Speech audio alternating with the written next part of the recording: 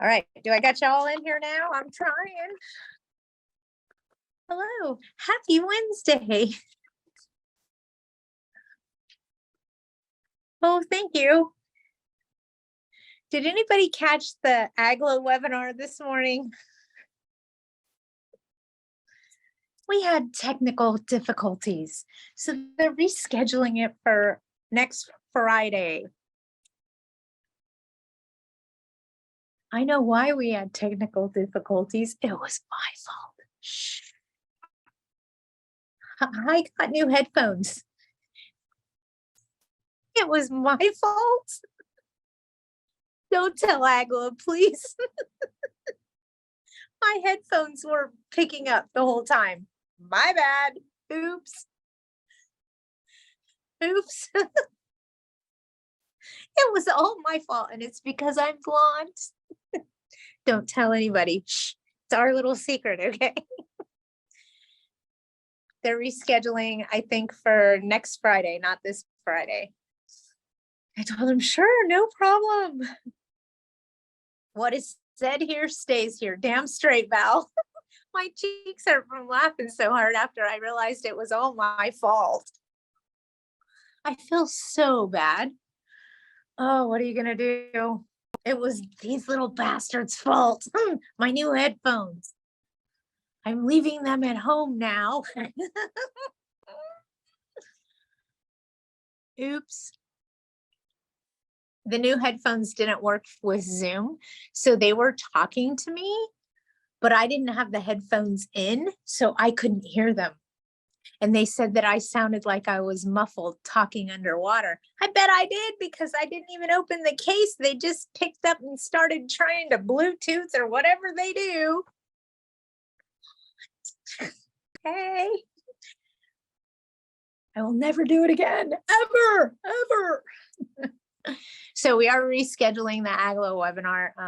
I think it's for next Friday. They just scheduled it for 1 o'clock.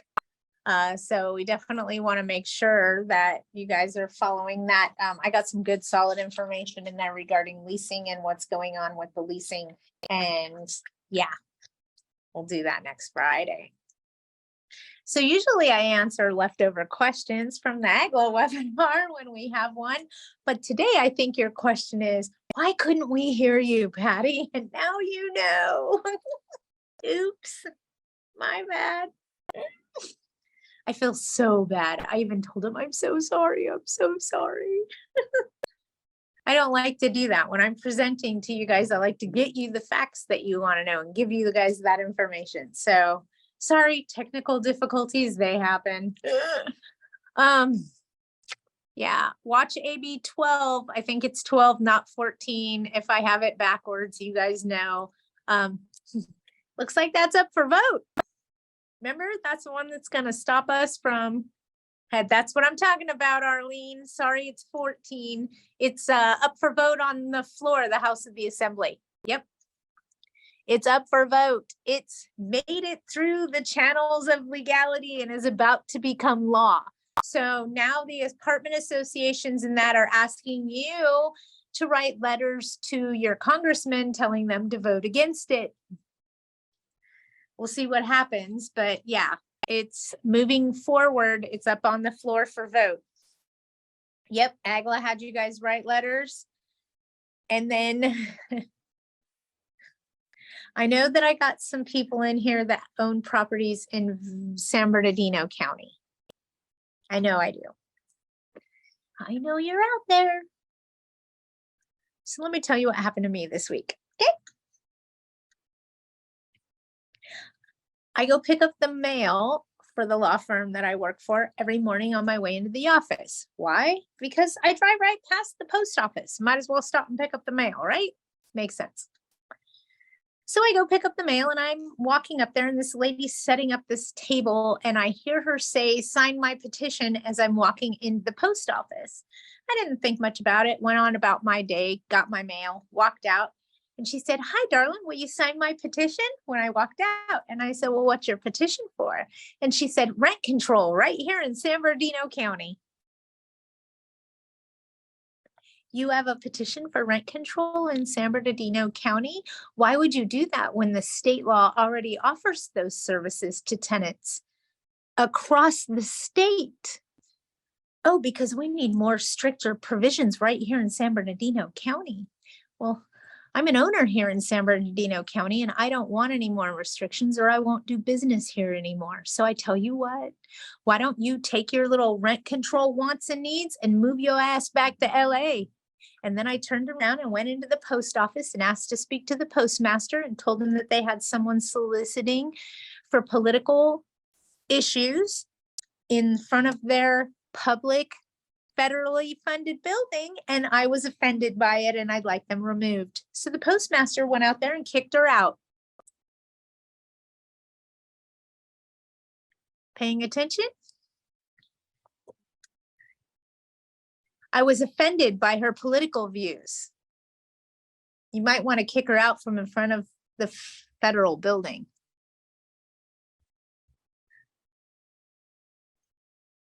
Paying attention? Okay. And then I told her to take her ass back to LA if she wanted more protections. I'm telling you guys so that you know the tools that you need to utilize to use them as well.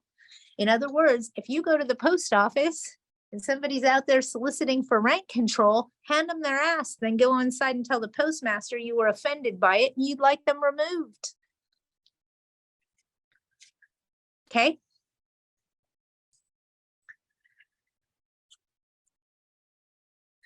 And shove it. We don't want her in LA. I know, Melanie, but hey, but it's okay to solicit in front of my Albertsons or just federal buildings?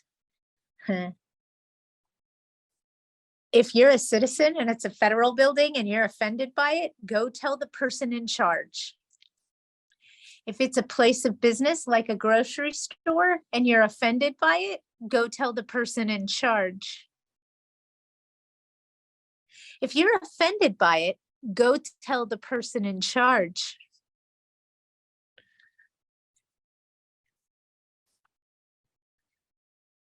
I'm picking and choosing my battle carefully. And I keep getting asked a question that technically we're not offended by Girl Scout cookies, maybe Boy Scout popcorn, but not Girl Scout cookies. But yeah, go tell them you're offended by their political views and they shouldn't have that in front of their establishment. It might discourage patrons. Oh, it's that easy, Patty? Yes, it is. Don't overthink it. I was an ass, I know. But sometimes it is that easy.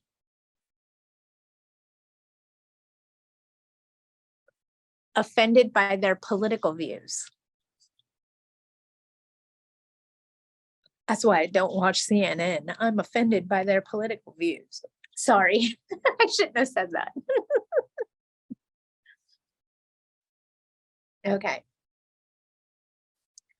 I keep getting asked this question and it's very hard for me to answer it because it's on the fence.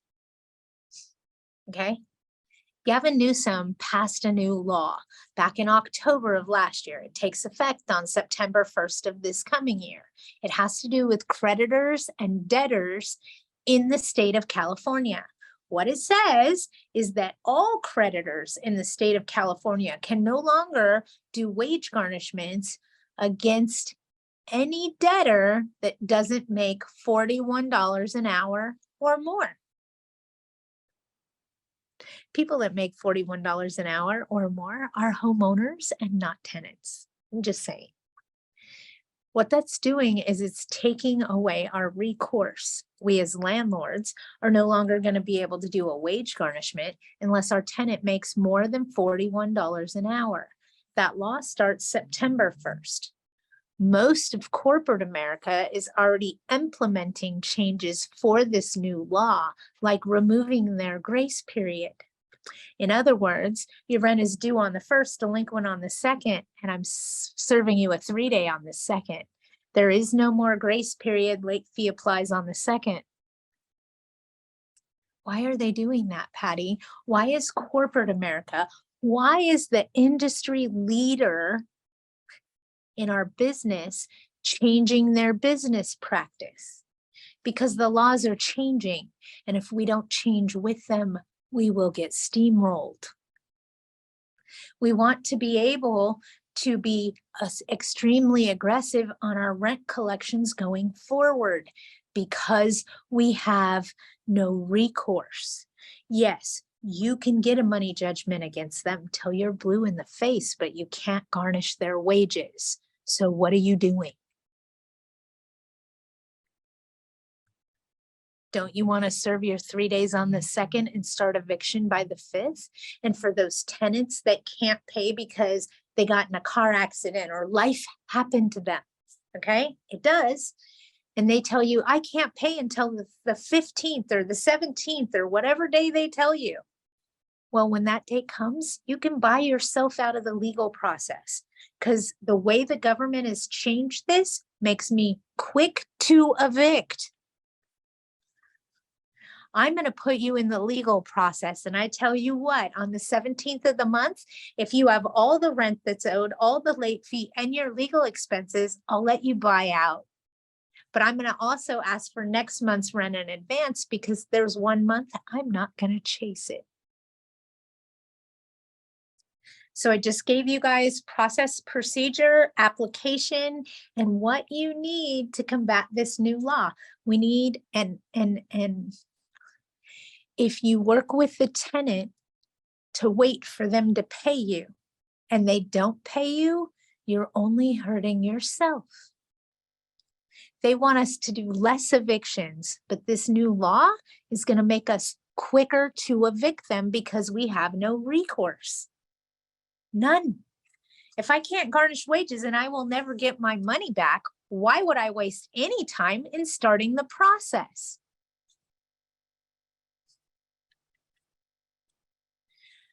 For those of you that desperately need those wage garnishments and definitely need those judgments, I would go ahead and file for the wage. I would file for the money judgment and make sure that I had a money judgment against them. So in the future, if someone deems Gavin Newsom's new law as being unconstitutional or whatever he's trying to do, then at least you still have a money judgment in place and you can start the collection process or the wage garnishment process as long as you still have that money judgment. In other words, what I'm telling you is go get the judgment for money, go to small claims and get that judgment before your statute of limitations runs out, and then wait and see if they repeal, redact, or amend the law that's currently in place. If they do, you'll be sitting pretty and ready to rock and roll. If they don't, at least you tried. I mean, I'd love to tell you it's a little bit more convoluted than that, but it's not. It's that easy. Okay. Don't overthink it. It is that easy. May All I right. ask a question? Absolutely. What you got? Okay, so I have a case where a resident owes rent from 2020, and we sent her a notice to make a payment arrangement before we send it to our attorney. And she sent us a letter stating that on our letter, it was the manager wrote on there that we had tried to open up a rental assistance from the city of Glendale, and she didn't reply. And since the application process finished, now we're trying to collect the money before we send it to litigation. But she ended up replying back to us saying she called the Housing is Key, and I guess what happened is when the manager entered her information in the Housing is Key website, it didn't generate somehow an email notifying her that an application has been opened. You have this many days to do your portion, or so on and so forth. So now she's coming back to us and saying, well, I'm not going to pay because you guys didn't give me a chance. I was never notified. can we not go after her for this money now? Says who? She still lived in the house during the time and she still owes funds. Actually, what happened is she broke her lease. How did she break the lease? She moved out without giving us any notification. She Okay. moved out. Okay, let me say this to everybody so everybody understands, okay? Okay.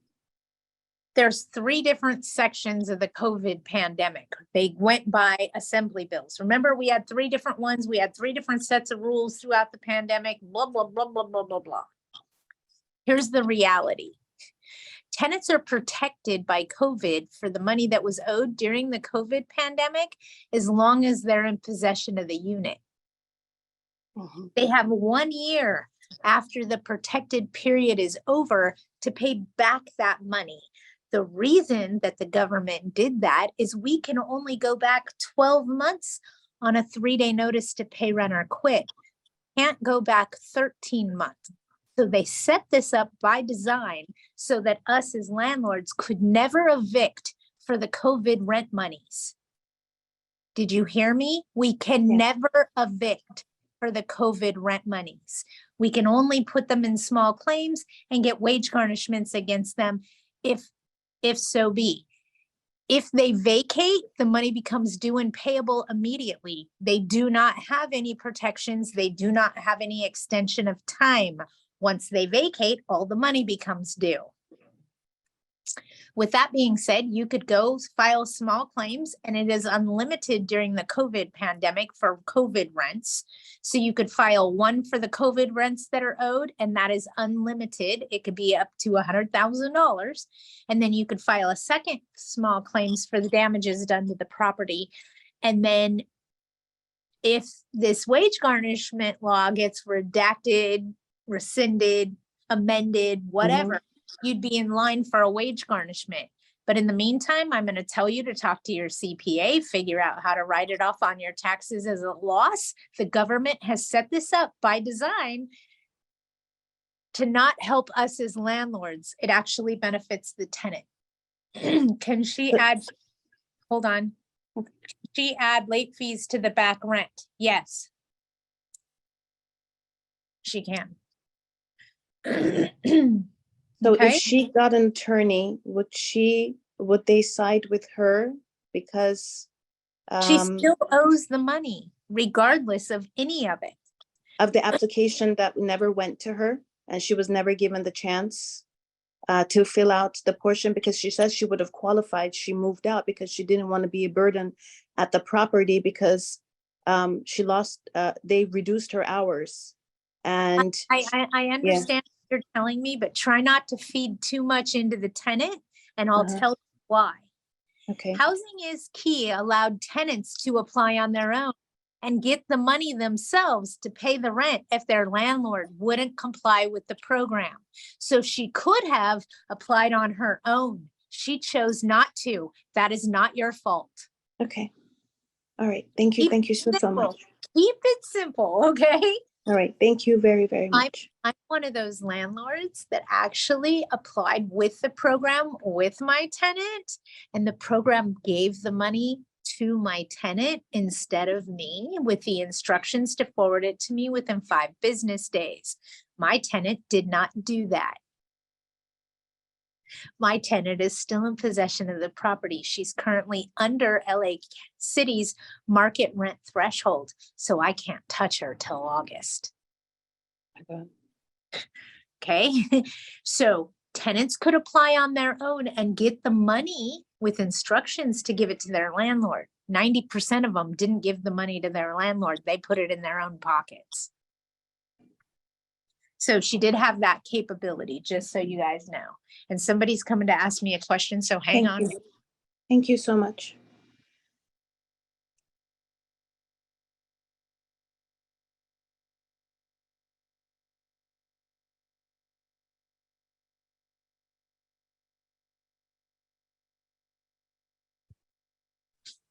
Sorry, you guys.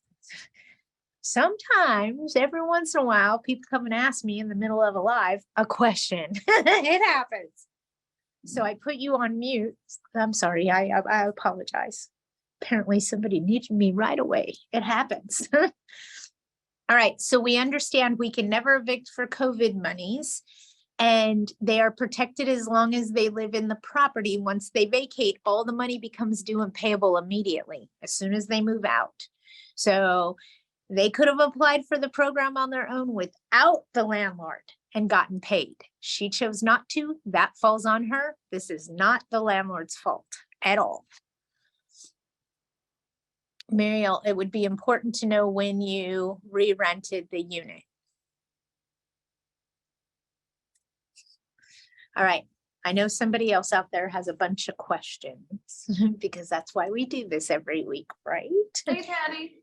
Hello. Erica from Roadrunner. I do have a question in the cash for keys situation. Okay. I have a signed cash for keys agreement.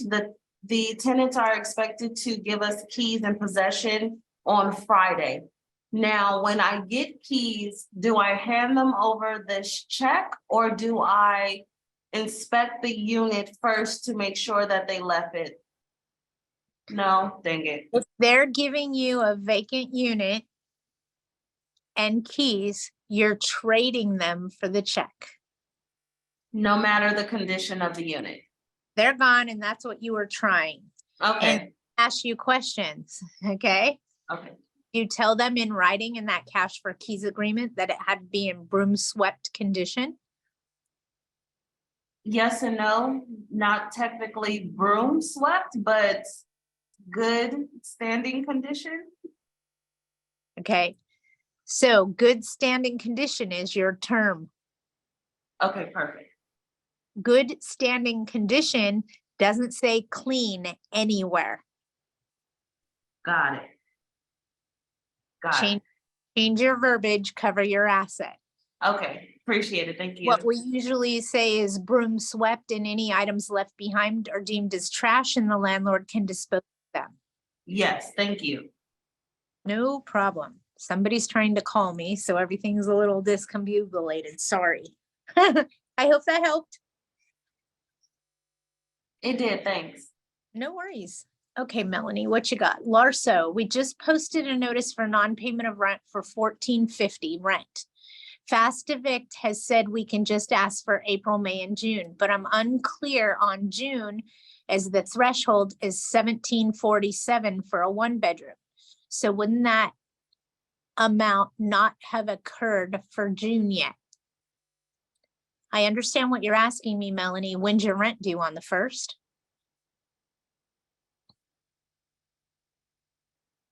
Okay, so let me explain to you what Melanie's asking, and I'm hoping that you guys all understand, okay? And I'm gonna say it a different way, and I hope it clicks for Melanie, okay? LA City has something called threshold rent, okay? Or market rent, if you will. And you are not allowed to serve a 3-day notice to pay rent or quit unless your tenant is over the threshold amount of rent owed. Example, okay? If your rental contract has your rent as $1,000 a month, a one bedroom is $1,747. So I have to wait until my tenant is 2 months behind before I can serve the notice. If it's a 2-bedroom, the dollar amount is $2,222. So I would have to wait until my tenant is 3 months behind before I can serve the 3-day notice. Does that make sense to you? Are you paying attention? Okay, now listen up. The reason we're telling you to start with April is it's the path of least resistance, okay? So the reason legal counsel is telling you to start with April and go forward is if you go backwards any farther, you're inviting COVID to your eviction party, and there's no case law regarding COVID. So keep COVID out of it, and you don't have to deal with the COVID bureaucracy and BS. Start April, May, and June, and then you don't go backwards into the COVID protected period. Got it? That would be for LA County.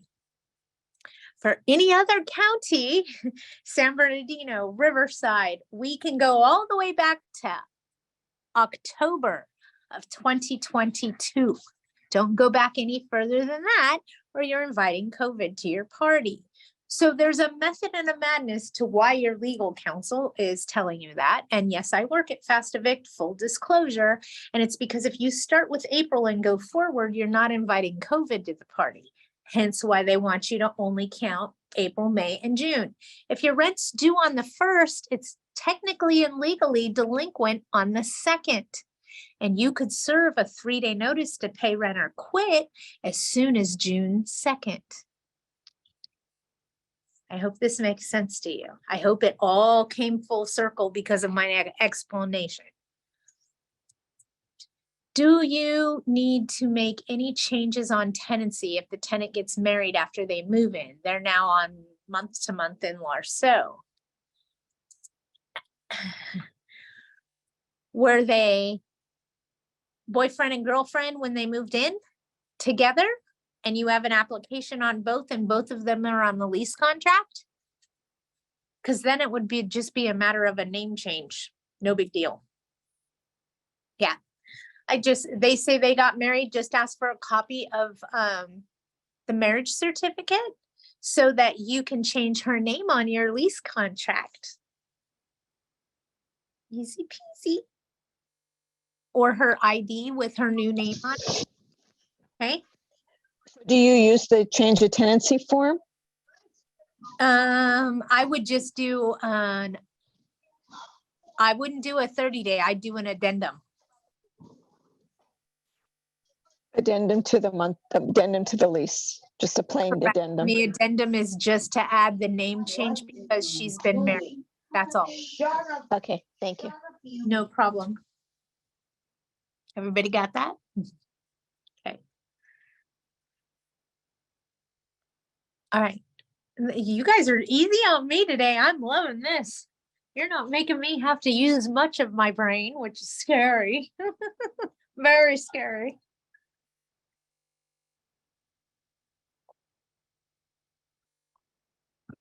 Here we go. Melanie's got another one. Larceau duplex. Tenants have issues with each other, especially over parking. Haha.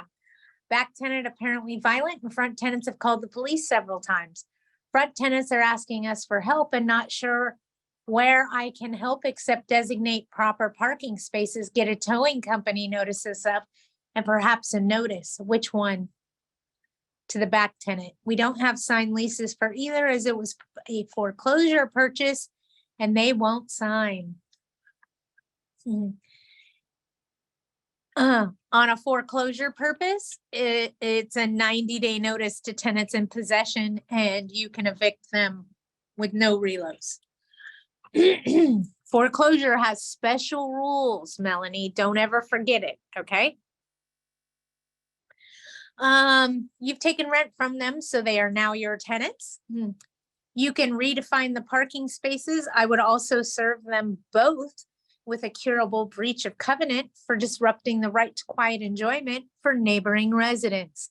In other words, your behavior, fighting with each other, is unacceptable and we will not allow it here, so knock it off.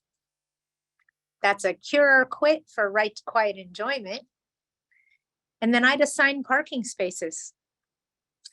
Give them a notice to change of terms and assign them parking spaces. And I'd put up tow truck company things and let them know that if they're blocking someone else, their vehicle will be towed. And put up the tow truck company's signage in the parking area. Got it? Can you go over the dates for the COVID period and small claims for case filing? They have 1 year after the pandemic period has ended to pay back the money. If they don't, then you can file small claims on them. Each protected period has 1 year to pay back the money. The problem with is once you get in small claims and file that against them, we can't garnish wages unless they make more than $41 an hour starting September 1st. So be ready for that. I'm so sorry. I have another question. Sure, The what you got? balance that we're trying to collect is from 2020. A year They're- has passed. They're still in possession. They're not in possession. They moved out in 2020. They moved out in 2020. They owe Uh-huh. all the money. Go file small claims against them and make sure you do the COVID rents where it's unlimited. You COVID. can have for up to $1 million. Oh, so if they're still in possession, you can't go after them. Correct. Once they Okay, I got it. once they vacate, all the money's due and payable immediately. Okay. All right. Okay, I The got it. Thank you. Yeah, the Thank only thing that's protecting them from paying the money immediately is the COVID pandemic and the fact that they're in the unit.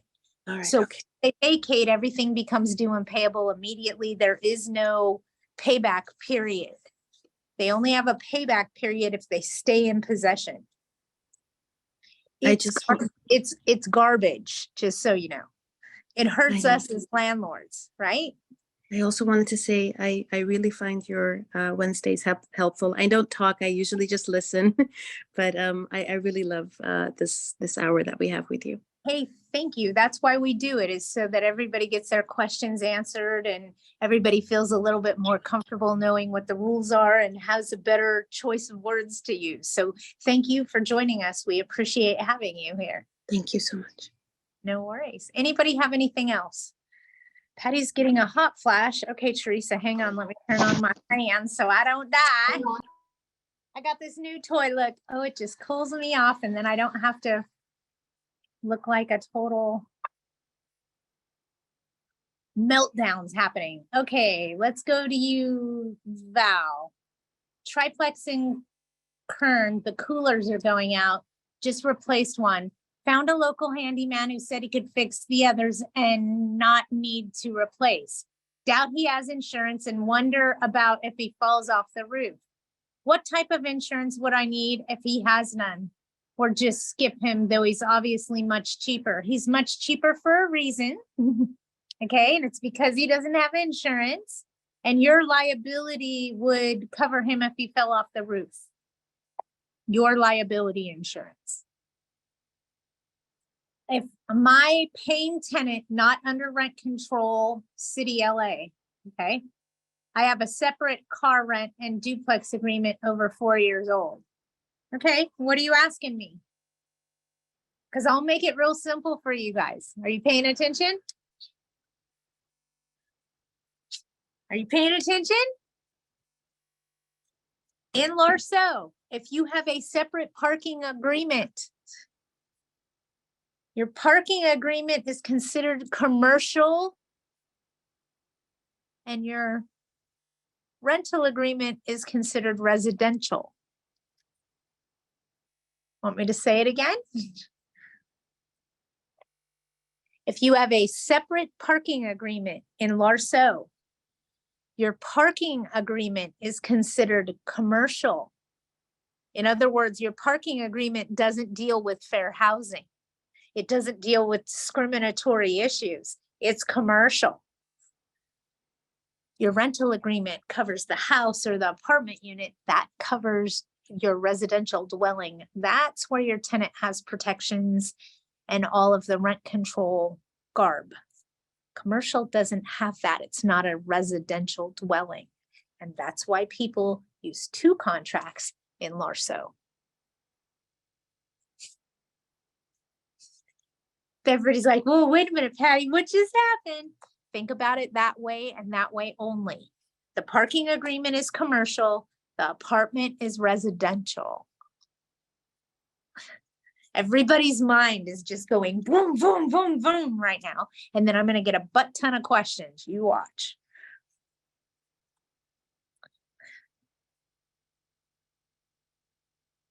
So you have 2 agreements. You have a commercial agreement for parking and you have a rental agreement for your house. But I don't know what you're asking me, Teresa. So, oh, I see it now. Hang on. Arlene, FYI, LAHD having a webinar tonight at 6 p.m. on what inspectors are going to look at for balcony inspections. This is really important that you guys do this. These balcony inspections are required by January 1st of 2025.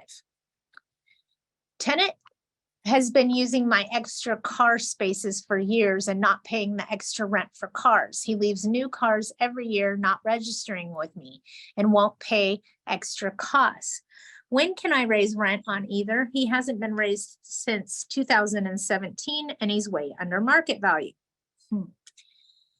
What city is it in? Because that's going to do with when you can do rent increases. Okay. Okay. So if you're in the city of LA, they're not allowing rent increases until I think it's February 1st of next year. If you're outside of that and can raise the rent, you can also raise the rent on your parking agreement. City of Los Angeles.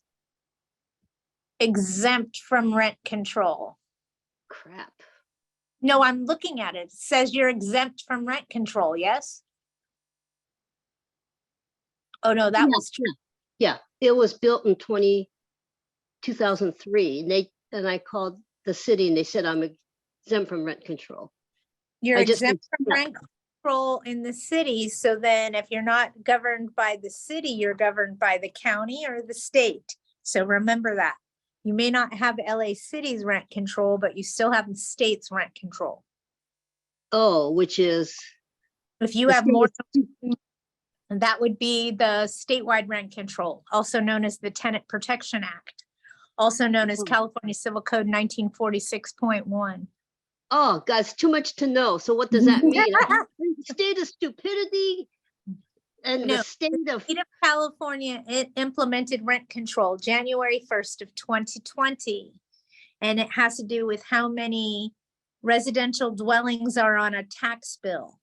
So for the most part, if you have a single family residence and it's owned by an individual, a family trust, or a living trust, it's most likely exempt.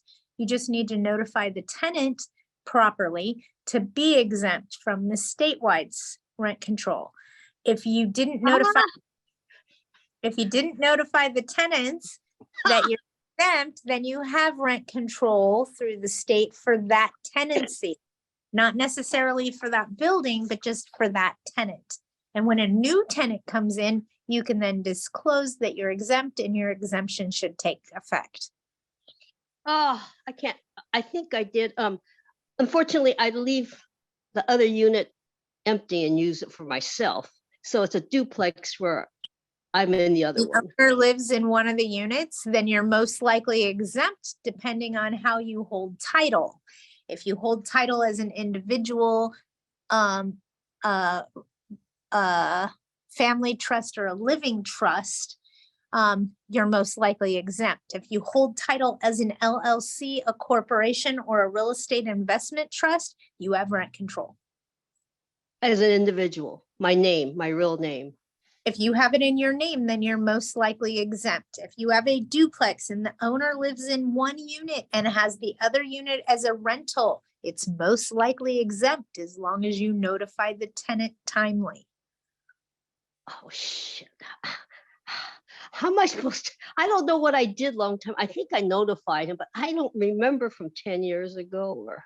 Well, it would be from 2020, so it wouldn't be 10 years ago, it would be 3 years ago. And if you didn't disclose to them by July 31st of 2020 that you were exempt, then that tenant has rent control on a state level, not on LA City's level, on a state level, meaning that you have to credit them 1 month's rent if you want to terminate tenancy without cause. You are also limited to increases that are this 5% plus the CPI. Currently, the CPI is over 7%, so it maxes out at 10%. So, hey.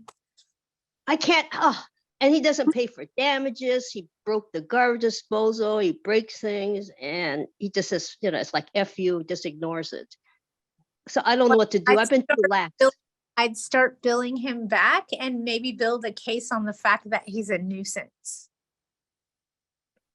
Oh, I can't. So what do I do? I can't remember all that. I had too much coffee. What? You can hire a professional property manager to help assist you, or you can work with me and I'll try to help point you in the right direction to build a case on the drama. For lunch, okay. I can't keep control of everything. I can't I So wish that- there was an equation or something. That's why I tell you to hire a professional when you're dealing with a problem, because sometimes it helps tremendously reduce your stress level. True. I'm too old for this. Hey, none of us are too old for this, okay? But there comes a point where sometimes we need a professional's help. We don't conquer evictions by ourselves. We hire an attorney. So if we're really dealing with a problem tenant, hire a professional property manager temporarily until you get control of the situation. It works wonders, trust me. I mean, come on, let's face it. How many of you would love it if you could hire Patty for 30 days to go put your tenant in check? Same concept, okay? You can do that. There is a way. I know somebody. And she will help you. So, so what do I do? And I've been helping him take his mail in. He gives me a text message giving me permission because he's gone a lot traveling. And I put his mail in for him and help him out. And no, he gives me written, he says, take in my mail. No, Let me tell you guys something I that try happened. to help as much as I can. Let me tell you a story, okay? I had an on-site manager once in an apartment community. It was about 24 units. So it wasn't real big. It wasn't like the 200 unit apartment communities or things like that. Just so you know, anything over 16 units under California state law requires that you have an on-site manager, 16 or more. 15 units don't require an on-site, okay? So this is 24 units. I have an on-site on premises, okay? And I lost my train of thought. So what were we talking about? I don't remember. Oh, I told I was helping him, whatever he Ah, tells me. to I got it. help I him. got it. You reeled Get me it back real? in. You okay?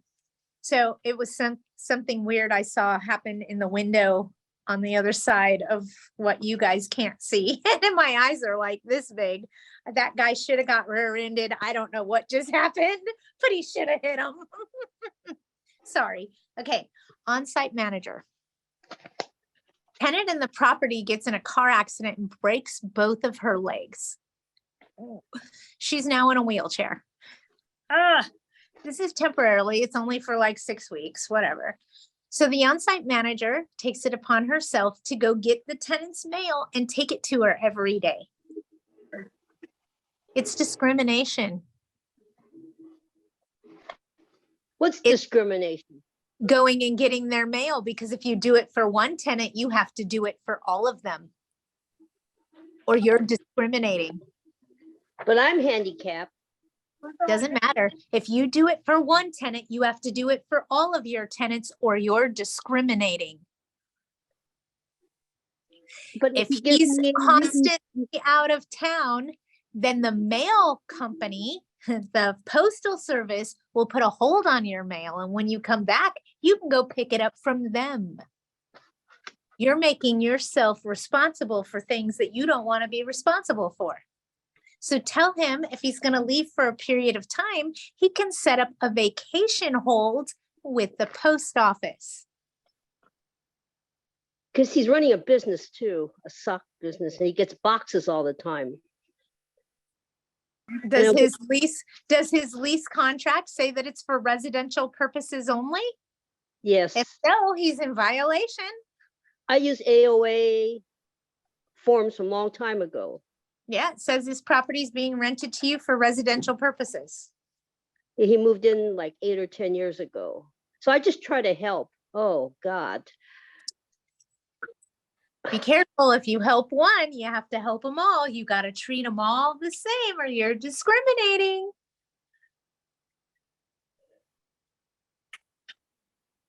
Sorry, I don't mean to ruin your day, but I'm trying to get you to understand. I had one on-site manager that went and got the mail for the tenant wheelchair every day because she couldn't go get the mail. And guess what? We got sued. Not by the tenant whose mail she was getting, but by the other tenants that weren't getting the same service.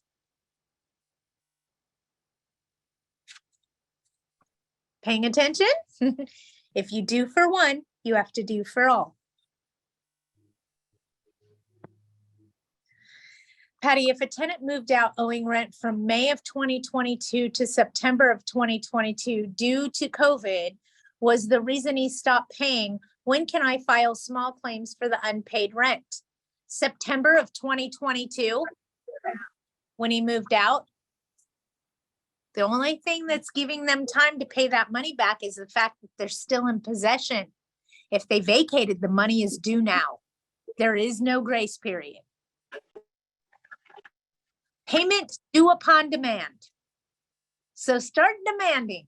Send out those notices. You got it. Does anybody have anything else?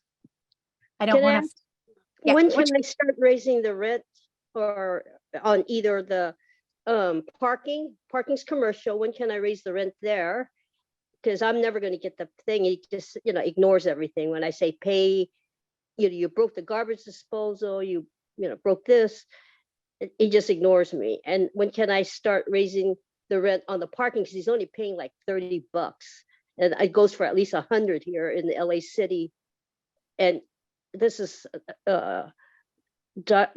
Chinatown, and the parking is at like $100 a piece at least.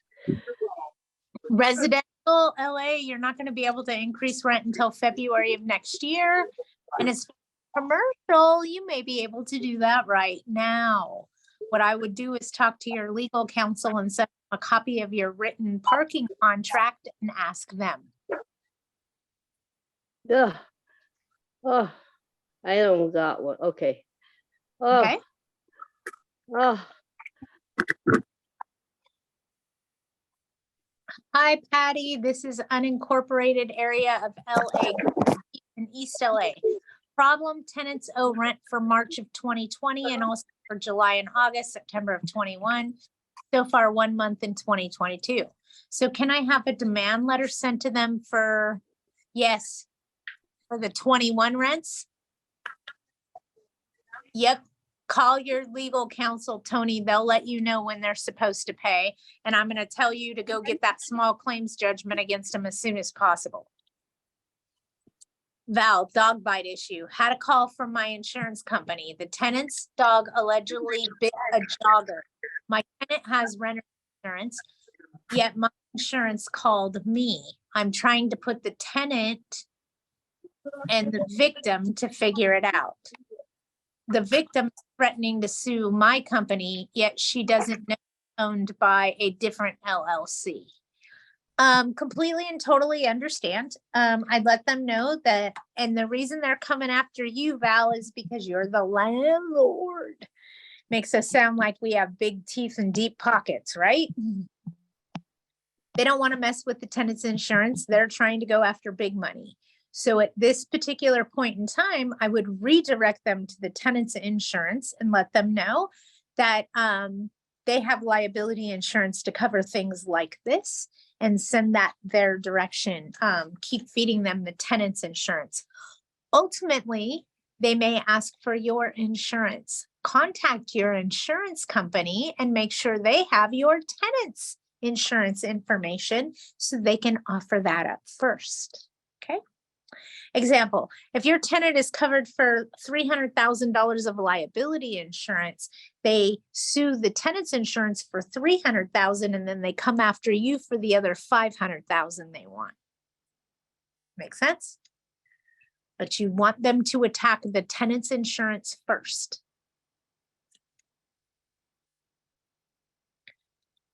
I hope that made sense.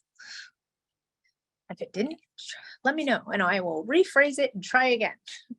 Because sometimes Patty has to do that. Does anybody else have anything they need to discuss?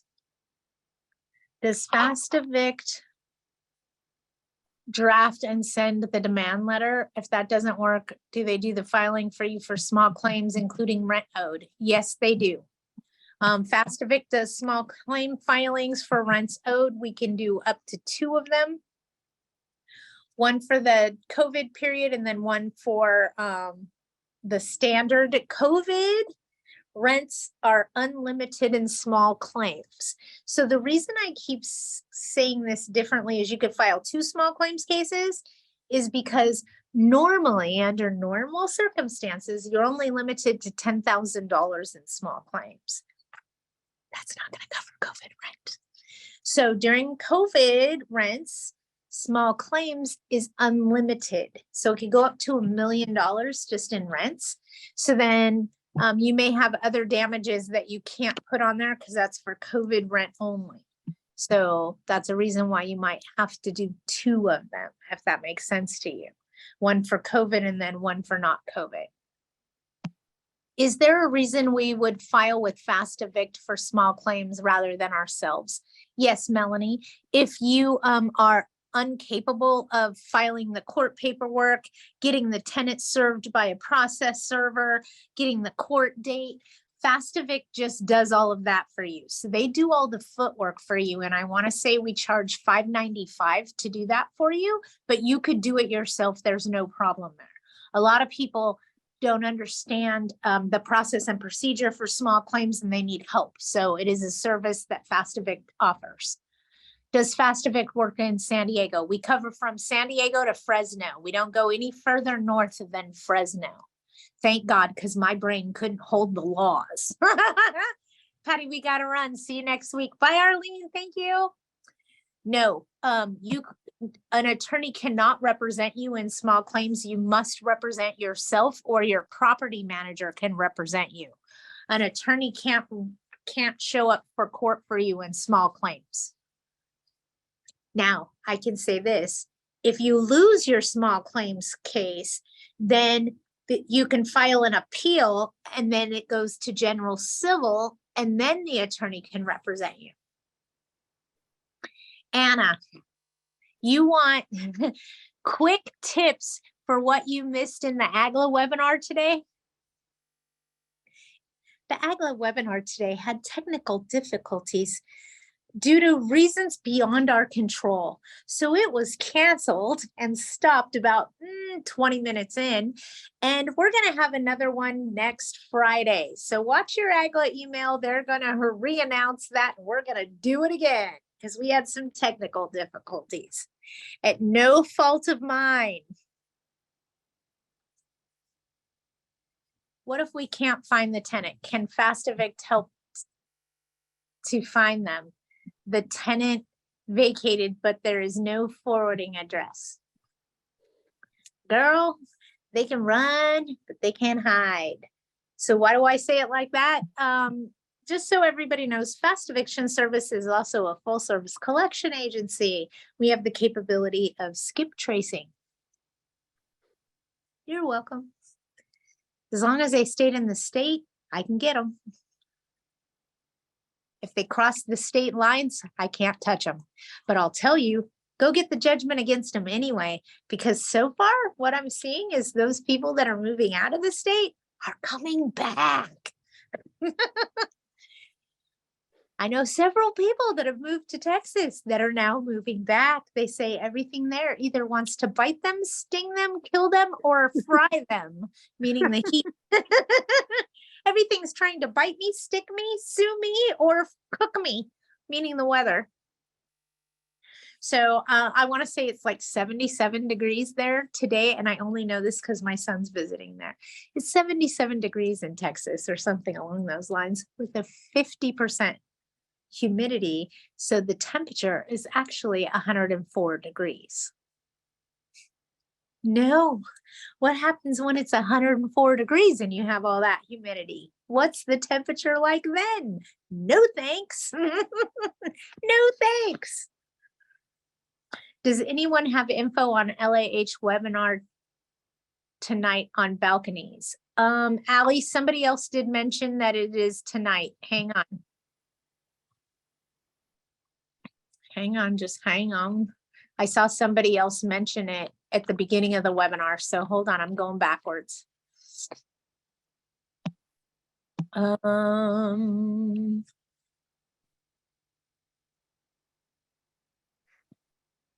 Do you need to make any changes? They're now Larceau duplex. I know it's tonight and it's about the balconies. And here it is, FYI, LAHD is having a webinar tonight at 6 p.m. on what inspectors are going to look at for the balcony inspection. So let me just give you guys a little bit of history so you understand why we're all having to do this balcony inspection. And it's not just for balconies, okay? It's also for staircases and walkways. So let me tell you guys this. You guys know where Berkeley is, right? Up in Berkeley, a bunch of college students were out on a balcony having a get together, a party, whatever. And they were out on the balcony. The balcony collapsed and 6 students plunged to their death. Now we have structural laws where balconies need to be inspected along with staircases and walkways that are elevated for this reason. In other words, cause and effect. Because a balcony failed under structural issues, because that's what happened, and they fell to their deaths, now we have new laws that help protect them so they didn't die in vain. Hence the balcony inspection law that takes effect on January 1st of 2025. You better have it inspected by then. Okay? But that's the why behind the balcony inspections. And this law passed before COVID hit. I want to say we got this law in 2019, and they told us we better have our balconies inspected before 2025.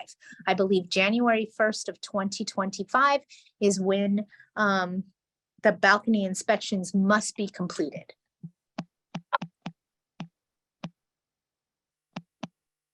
Oh, and Muriel put the link on there. So if anybody needs the link for that, click away.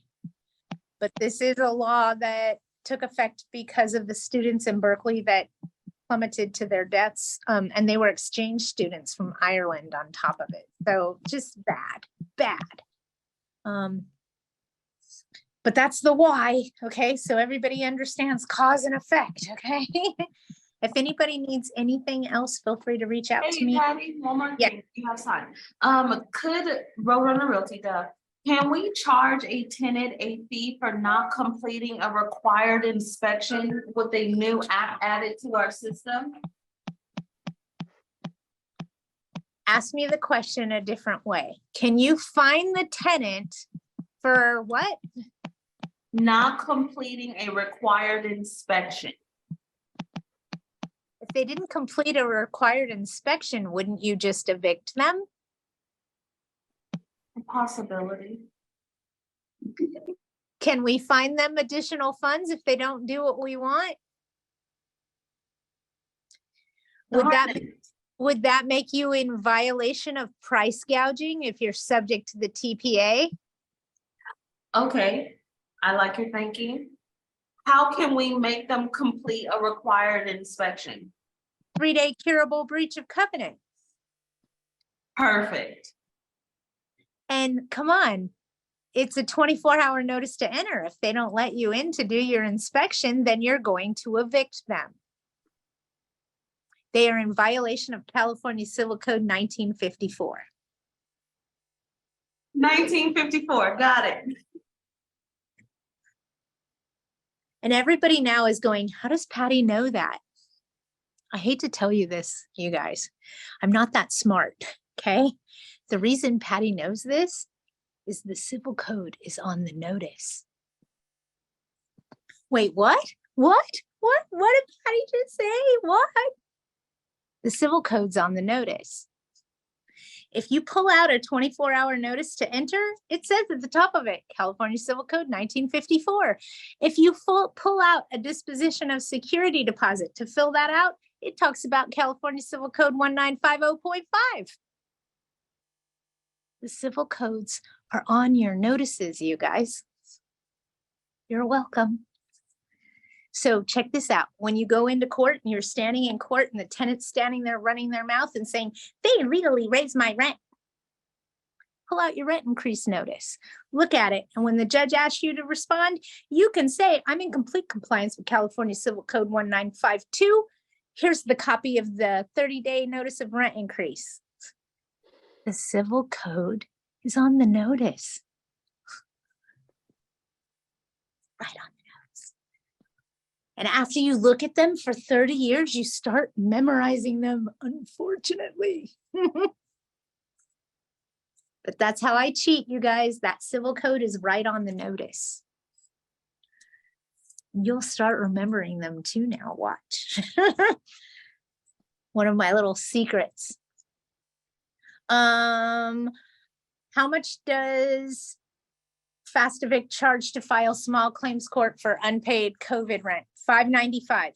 How much do they charge to do a regular small claims? $5.95.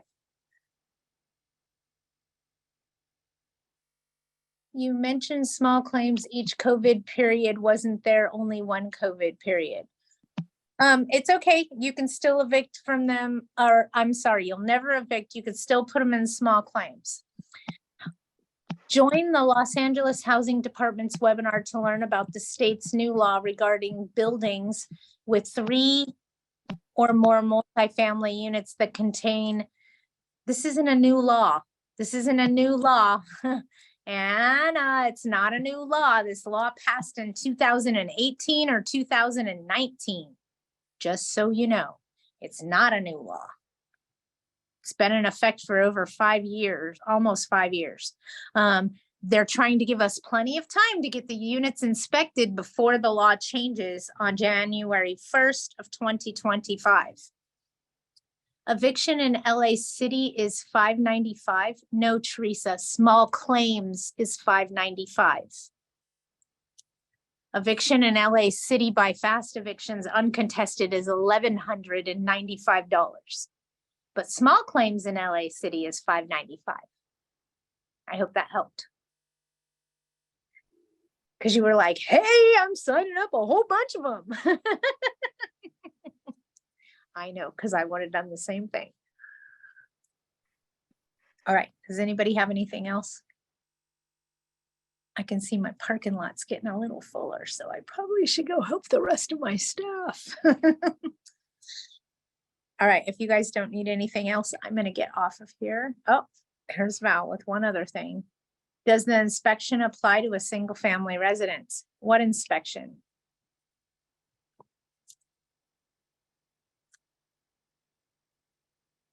Only if you have a raised staircase, a raised balcony, or a raised walkway. Example, if they have to go up a flight of stairs, okay, and then there's a walkway up here for them to walk along before they get to their unit, you have to have those walkways and the staircase inspected.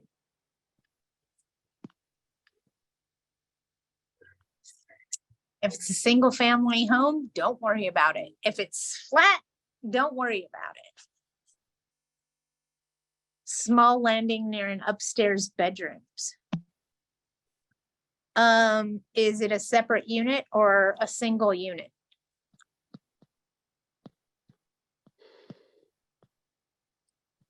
If it's a separate, it's attached, but is it a duplex or a triplex or a fourplex, Val? Or is it a single family residence? Single family residence, don't care. You're welcome. It says multifamily dwellings, raised walkways, balconies, things like that, that is being a big stickler. On a SFR, they're not after that.